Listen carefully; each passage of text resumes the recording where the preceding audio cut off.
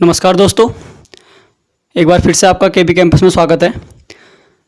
तो आज हम लोग पढ़ेंगे विभाजकता का नियम। ठीक है, तो हमें जो बेसिकली जो भाजकता के नियम की ज़रूरत पड़ती है यानी कि डिविजिबिलिटी थ्योरम,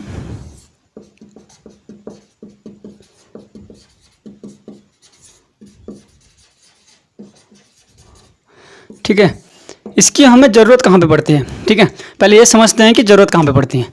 जैसे मान लीजिए मैं बोलूँ 2/3, तो इसके तो अभी कोई ऐसे गुणनखंड नहीं है, यानी कि 2 को आप किसी भी अन्य तरीके से नहीं लिख सकते सिवाय 2 गुणा 1 और 3 गुणा नीचे 3 गुणा 1 के। लेकिन मान लीजिए मैं यहाँ पर अगर 2 से गुणा ऊपर कर दूँ, 2 से गुणा नीचे कर दूँ, तो ये नई भिन्न क्या बनी? नई भिन्न बनी आपकी 2 दूनी 4 ऊपर, 3 दूनी 6 नीचे। तो अब आप देख रहे होंगे कि आप इस 2/3 का भागा करें, 3 का भागा दें 2 में, तो कितना आएगा? दशमलव लग जाएगा, 0, 3 छक्का 18, माइनस करेंगे तो 2, फिर से दशमलव लग जाएगा तो 0, 3 छक्का 18, यानी कि 6 के ऊपर बार। ये आगे समझेंगे 6 के ऊपर बार। ठीक है, मतलब 0.66 का बार आएगा।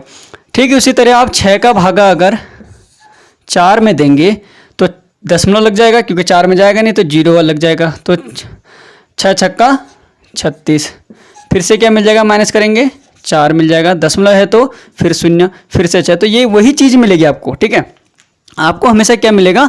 वही चीज़ मिलेगा जो आप पहले कर रहे थे। ठीक है, तो इसमें आखिर अब नई चीज़ ऐसी क्या है जो हमें सीखने की ज़रूरत है। तो आप देख रहे होंगे कि ये 2 को कैसे लिखा है उनने, इस 4 को कैसे लिखा है। ये 4 को लिखने का तरीका तो यही है 2 गुणा 2, इस 6 को लिखने का तरीका है 3 गुणा 2।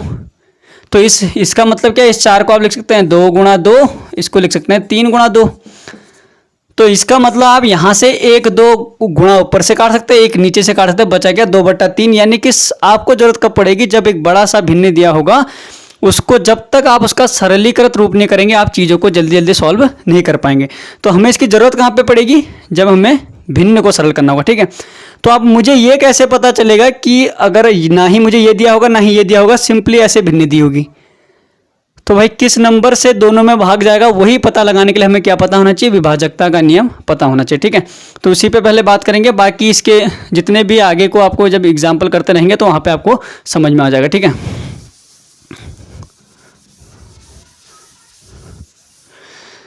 तो डिविजिबिलिटी थ्योरम में पहला जो डिविजिबिलिटी है वो है 2 की भाजकता।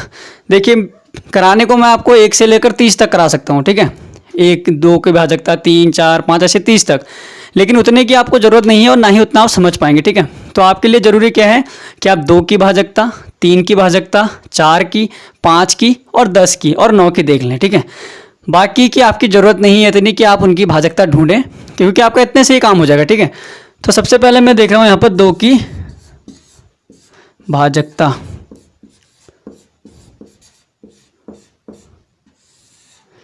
दो की भाजकता, तो 2 की भाजकता क्या होती है कि अंत, ये तो सबको पता होगा कि 2 किससे भागे? यदि संख्या के अंत में क्या हो? संख्या के अंत में 0, 2, 4, 6 या 8 हो। संख्या के अंत में क्या हो? 0, 2, 4, 6, 8, तो संख्या पूर्णतः 2 से विभाजित होगी। हो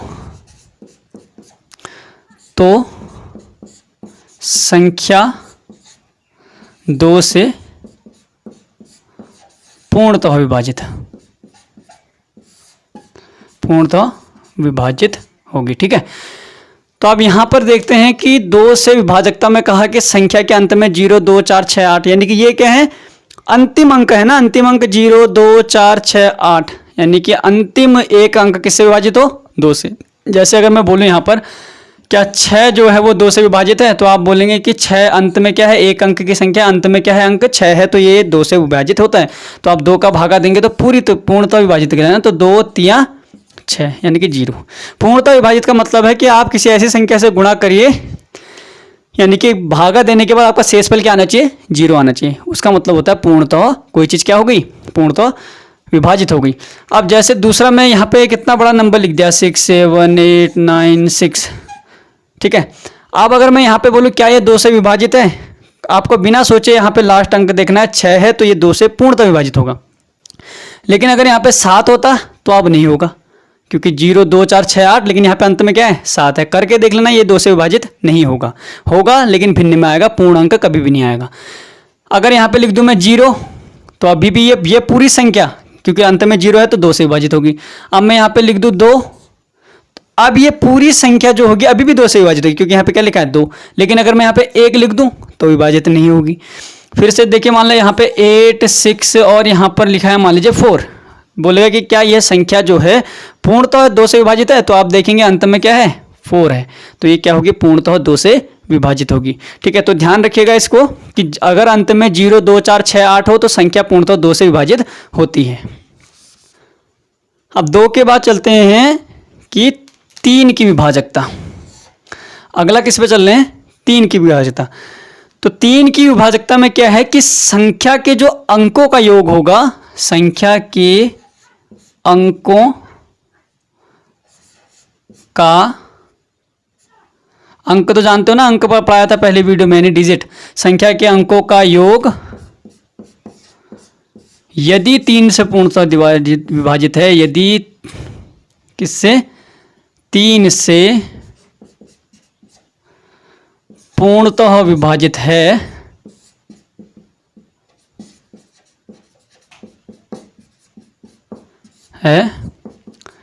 तो संख्या भी 3 से विभाजित है, संख्या भी 3 से विभाजित होगी।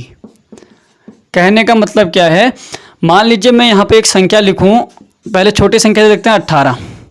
क्या कह रहा है कि अंकों का योग, अंक क्या है, एक 8 है एक 9 है, इनका योग करेंगे तो 8 और 1 + 8 कितना हो गया 9। क्या 9 3 के पहाड़े में आता है, 3 से विभाजित है का मतलब क्या है 3 के पहाड़े में आना चाहिए। 9 3 के पहाड़े में आता है, 3 × 9 यानी कि 9 जो है पूर्णतः 3 से विभाजित होता है, इसलिए जो 18 होगा वो भी पूर्णतः 3 से विभाजित हो जाएगा। तो 18 का भागा जब आप 3 का भागा 18 में देंगे, यानी कि 18 में 3 का भागा देंगे तो 3 छक्का 18 करेंगे, 0 आ जाएगा। दूसरा मैं यहाँ पे अगर देखूं, मैं बोलूं 6 7 2, तो मैं बोलूं क्या ये संख्या जो है पूर्णतः 3 से विभाजित है, तो क्या करेंगे संख्या के अंकों का योग कर दो फटाफट, प्लस प्लस। तो 6 और 2 8, 8 और 7 15, और 15 क्या होता है 3 से पूर्णतः विभाजित होता है। तो इसका मतलब ये 6 7 2 भी क्या होगा पूर्णतः 3 से विभाजित होगा। करके देख लो भाई, 6 7 2, 3 दूनी 6, माइनस करा तो 0, अब क्या बचा 7, 3 दूनी 6, फिर से माइनस करेंगे तो क्या बचेगा 1। अब किसकी बारी है भाई 2 की, 3 छक्का 12, तो ये आ गया 0। यानी कि अगर अंकों का आपको देखने की जैसे कोई भी रैंडम नंबर ले लीजिए, मान लीजिए ये है, मान लो मैंने बोला क्या ये संख्या 3 से विभाजित है, आप फटाफट देखेंगे तो 7 और 3 10, 10 4 7 16, 16 और 7 23, 7 और 3 10, 10 और 6 16, 16 और 7 23, तो 23 आ रहा है। क्या 23 3 के पहाड़े में आता है, तो आप बोलेंगे नहीं आता है, तो ये संख्या भी 3 से विभाजित नहीं होगी। मान लीजिए यहाँ पर मैं यहाँ पर 1 लिख देता, तो आप बताओ भाई अब होगी, क्योंकि इतने का क्या रहता है, इतने का 23, एक ये जोड़ दोगे तो 24, और 24 तो पूर्णतः 3 से विभाजित है ना, क्योंकि 3 8 24। इसका मतलब 1 7 3 6 7 भी क्या होगा पूर्णतः 3 से विभाजित होगा। तो ये आपका दूसरा 3 का बहुत ही इंपॉर्टेंट है। 3 का हो गया, और 5 का हो गया, 2 का हो गया, 4 का हो गया, 9 का हो गया, 10, ये बहुत ज़्यादा इंपॉर्टेंट है। ठीक है, तो इतना आपको आना चाहिए कि इनका फटाफट आपको किस तरीके से देखना है कि कोई नंबर 3 से विभाजित है अथवा नहीं है। अगला बात करते हैं 3 के बाद 4 की। चल 3 से पहले सीधे, क्योंकि 9 जो है सेम इसी की तरह है, तो 9 पे देख लेते हैं। ठीक है, 9। अब बाद में इसको जब उतारेंगे तो एक एक करके सही तरीके से लिख लीजिए। संख्या के अंकों का योग यदि 9 से विभाजित है तो संख्या भी 9 से पूर्णतः विभाजित होगी। सेम 3 की तरह कॉन्सेप्ट है। मान लीजिए मैं यहाँ पे बोलूँ कि 18 लिखा मैंने, ठीक है, यहाँ पे 9 से 18 लिख दिया मान लिया। ठीक है, तो संख्या के अंकों का योग करेंगे 9, 9 और 1 10, 10 और 8 18। क्या 18 9 से विभाजित होता है, 9 दूनी 18। तो ये संपूर्ण संख्या भी क्या होगी 9 से विभाजित होगी। करके देख लेते हैं भाई, 9 का भागा किस में देना है 918 में, तो 9 1 कम 9, तो 9 में से 9 घटाया 0, अब आया 1, 1 में 9 का भागा जाएगा तो 0, तो उठेगा 8, 9 दूनी 18, तो गया ना पूर्णतः भागा। तो यही आपका सेम कॉन्सेप्ट है 3 की तरह, यानी कि अगर संख्या के अंकों का योग 3 से विभाजित है तो संख्या 3 से विभाजित है, अंकों का योग 9 से विभाजित है तो संख्या भी 9 से विभाजित है। मान लीजिए यहाँ पे मैं अब इस संख्या को चेंज करके दूसरी संख्या क्या लिख देता है यहाँ पर। मान लीजिए मैंने यहाँ पे लिख दिया 1, कोई भी संख्या ले सकते हैं, मान लो 2 ही ले लो, कुछ भी ले लो। तो 9 1 10 18 19 20, तो संख्या के अंकों का योग आ रहा है 20, लेकिन 20 क्या 9 से पूर्णतः विभाजित होता है? तो नहीं होता है, इसलिए ये पूरी संख्या भी 9 से विभाजित पूर्णतः नहीं होगी। होगी तो सही, दशमलव में आएगा, भिन्न दशमलव में तो आएगा ही ना, लेकिन पूर्णतः विभाजित नहीं होगी। अगर मैं यहाँ पर 1 लगा दूँ, 20 ये इतना था और 1 21, तो अभी भी ये क्या होगी? 9 से विभाजित नहीं होगी। अगर मैं यहाँ पर 6 लगा दूँ, इतना कितना था? ये था 9 1 10 18 19 20 6 26 और 1 27, तो 27 से 9 तो 9 के पाड़े में आता है ना, 9 3 27, तो ये पूरी संख्या भी क्या होगी आपकी? 3 से 9 से विभाजित होगी। ठीक है, तो ये था आपका 9 का कॉन्सेप्ट। तो हमारा क्या हो गया? 2 हो गया, 3 हो गया, 9 हो गया। ठीक है, बचा 4। कि 4 को यदि आप 4 के पहाड़ पूरा ही समझना चाहते हैं तो 4 को देखिए, जैसे मैंने कहा 2, तो 2 को क्या लिखते हैं? 2 की पावर 1। 4 को क्या लिखते हैं? 2 की पावर 2, यानी कि 2 गुणा 2 बराबर 4। 8 को क्या लिखते हैं? 2 की पावर 3, यानी कि 2 गुणा 2 गुणा 2, 2 गुणा 2 गुणा 2 बराबर 8। तो जब मैं 2 की विभाजकता बता रहा था आपको, तो मैंने 2 की भाजकता में क्या बताया था कि संख्या के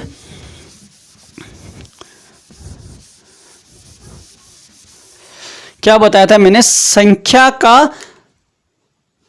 अंतिम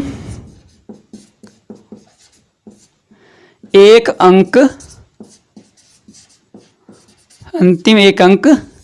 2 से विभाजित। अरे ये तो बताया था ना कि संख्या का अंतिम एक अंक क्या होगा?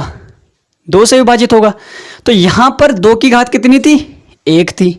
तो 2 की घात 1 थी, यानी कि 2 मतलब 2 की घात 1, तो यानी कि अंतिम अगर घात 1 थी तो अंतिम एक अंक देखना है। 4 में क्या होती है? घात 2 होती है। तो 4 में क्या होती है? घात 2। मान लीजिए यहाँ पे मैं लिख दूँ 6 7 8 लिख दूँ, तो घात कितनी है भाई? 2। 4 को क्या लिख सकते हैं? 2 की घात 2, तो घात 2 है, तो पीछे के अंतिम 2 अंक लेंगे। अगर 4 की विभाजकता देखो यहाँ पर मैं अब, तो 4 अंतिम, अब 1 नहीं आएगा, अब क्या आएंगे? अंतिम 2 अंक। अंतिम 2 अंक किससे विभाजित हो? 4 से विभाजित हो, तो संख्या भी पूर्णतः 4 से विभाजित होगी। तो देखते हैं भाई अंतिम 2 अंक क्या है? 7 और 8। 7 और 8 का 4 में भागा देंगे, 4 एकम 4, बचा 3 38, तो 9 चौको 36, तो नीचे क्या बचा? शेषफल 2 बचा। शेषफल तो बचना ही नहीं चाहिए, अगर शेषफल बच गया तो नहीं होगा। इसका मतलब ये संख्या जो है ये पूर्णतः 4 से विभाजित नहीं होगी। ठीक है, दूसरा अगर मैं यहाँ पे कोई और नंबर उठाऊं, यहाँ पर मान लीजिए मैंने यहाँ पर उठा दिया 4 लिख दिया। ठीक है, अब अंतिम 2 अंक कौन है? ये नहीं है भाई अंतिम 2 अंक, अब ये बीच के अंक हैं, ये है अंतिम 2 अंक। तो अंतिम 2 अंक 8 और 4 हो गया, 4 से भागा देंगे भाई। अंतिम 2 अंक किससे विभाजित होने? 4 से, तो 4 दूनी 8, माइनस करा 0, बचा 4, 4 दूनी 2, 4 एकम 4, 0। तो यहाँ पे 4 तक समझ में आ गया होगा। अब अगला अगर आपको बोले कि यहाँ पर समझ गए हो ना 4 का क्या होगा? अंतिम 2 अंक देखने भाई, क्योंकि घात 2 है तो अंतिम 2 अंक। अब मान लीजिए मैं 4 की जगह यहाँ पे बता दूं कि आपको 8 की भाजकता निकालो, तो 8 की भाजकता के लिए क्या करेंगे भाई? यहाँ पे बना दिया मैंने ये 8। ठीक है, तो यहाँ पे अब 8 में क्या है? 2 की घात 3 है, 2 की घात 3, तो 2 की घात 3 का मतलब अंतिम 3 अंक किससे विभाजित होने चाहिए? 8 से विभाजित होने चाहिए। अगर अंतिम 3 अंक 8 से विभाजित है तो संपूर्ण संख्या भी क्या है? 8 से विभाजित है। तो अब इसी सवाल में देख लेते हैं भाई, क्या अंतिम 3 अंक 8 से विभाजित है? 7 8 4, 8 से देखो भाई, 8 9 72, बचा कितना? 6, तो 8 8 64, शेषफल कितना आ गया? 0। यानी कि अगर अंतिम 3 अंक 8 से विभाजित है तो संपूर्ण संख्या भी किससे विभाजित है? 8 से विभाजित है। अब यहाँ पर अगर मैं दूसरी एक संख्या ले लेता, मान लीजिए मैं यहाँ पे कोई और संख्या ले लेता, यहाँ पे ले लेता मैं क्या? इसी के पीछे ले लेता, मान लो मैं 5 ले लेता। तो अब ये देखना है, ठीक है, अब ये देखना है। तो आप क्या देखेंगे, अंतिम 3 अंक 8 4 5, अंतिम 3 अंक देखो भाई 8 4 5, इसको डिवाइड करो 8 से, तो 8 एकम 8, 0 आया, 4 बचा, ठीक है। तो आप क्या आएगा, 0 आएगा, तो 5 उतरेगा, तो 8 पंचे 40, बचा कितना 5, लेकिन 5 तो शेषफल बचना ही नहीं चाहिए, शेषफल क्या आना चाहिए 0, तो यानी कि ये संख्या पूरी 8 से विभाजित नहीं होगी। हालांकि आप इसको सीधे ये देख सकते थे, क्योंकि ये क्या है, अंतिम में 5 है, तो 5 है तो 2 से विभाजित तो नहीं है।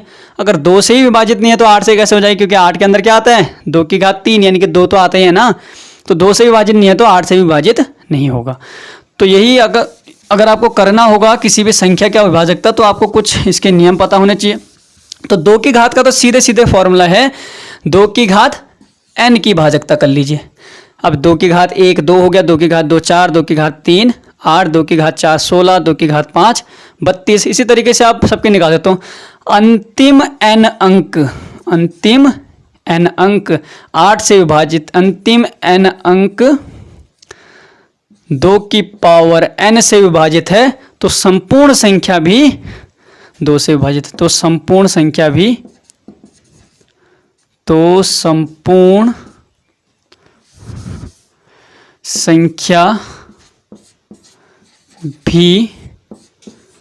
2 की पावर n से विभाजित होगी, ठीक है भाई।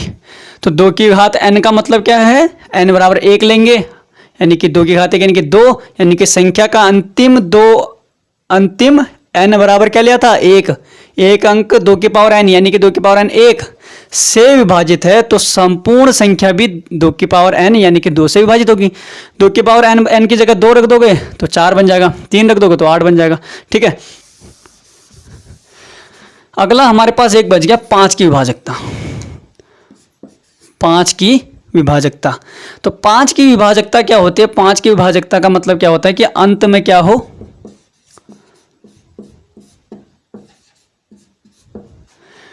0 या 5 हो।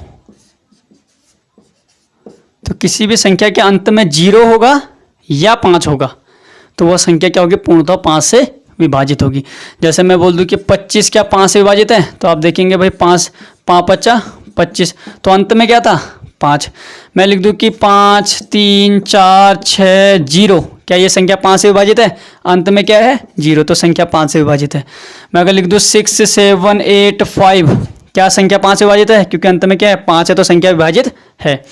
करके देख लो, 5 एकम 5, तो बचा 1 17, 5 तियाँ 15, बचा 2, अब उतर गया 8, 5 5 25, बचा कितना 3, 7 पंचे 35, आया कितना 0। तो ये है 5 की विभाजकता, यानी कि अंत में 0 और 5 जहां भी दिखे संख्या क्या है, पूर्णतः 5 से विभाजित है।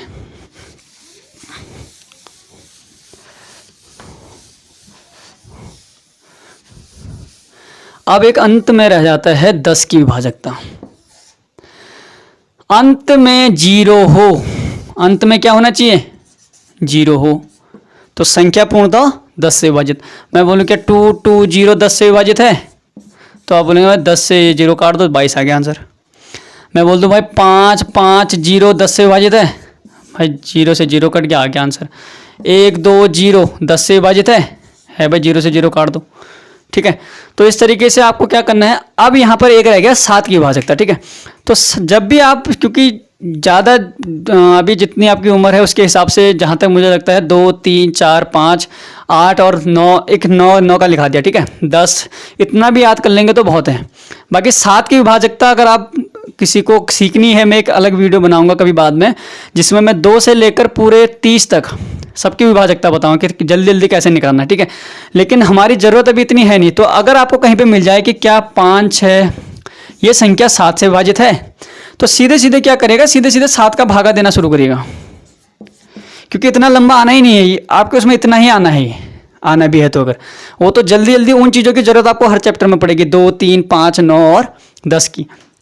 तो यहाँ पे 7 था, तो 7 8 56, तो 0 बचा 7 7 एकम 7, ठीक है। बाकी कोई भी और नंबर मिले आपको किसी की भी भाजकता, जैसे 11 की, 12 की, 13 की, किसी की भी निकालनी हो तो आप क्या करेंगे, यही आप फॉर्मूला अपनाएंगे कि फटाफट क्या कर लेना, उसका भागा दे देना। वैसे इतना आना है, इतना भी नहीं आना है, 10 तक भी नहीं आना है, बहुत से बात 2 या 3 में ही आपकी कहानी सिमट जाएगी, ठीक है। तो फिर भी अगर आपको चाहिए होगा तो मैं फिर बना दूंगा किसी और दिन वीडियो इस पर। और तब तक के लिए आप क्या करिए, 2 से लेकर 10 तक फटाफट नंबर लीजिए और चेक करिए कि क्या वो 2 से विभाजित है, 3, 4, 5 इनसे विभाजित हो रहा है। फिर उसके बाद भागा करके चेक करना है कि क्या शेषफल पूरा 0 आ रहा है या नहीं आ रहा है, ठीक है। तो आज की वीडियो में इतना ही रखते हैं, तब तक के लिए धन्यवाद।